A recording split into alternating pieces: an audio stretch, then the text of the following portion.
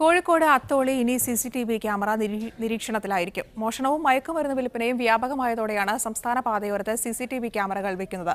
വ്യാപാരി വ്യവസായി ഏകോപന സമിതിയുമായി ചേർന്ന് അത്തോളി പോലീസാണ് സിസിടിവി ക്യാമറകൾ വെക്കാൻ തീരുമാനിച്ചത്.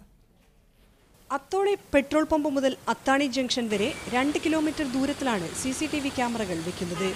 24 മണിക്കൂറും പ്രവർത്തിക്കുന്ന 32 നിരീക്ഷണ ക്യാമറകൾ സ്ഥാപിച്ചു. 6 ലക്ഷം രൂപ ചെലവഴിച്ചാണ് പദ്ധതി. അത്തോളി പോലീസും വ്യാപാരി വ്യവസായി ഏകോപന സമിതിയും സഹകരിച്ചാണ് ക്യാമറകൾ വെച്ചിരിക്കുന്നത്.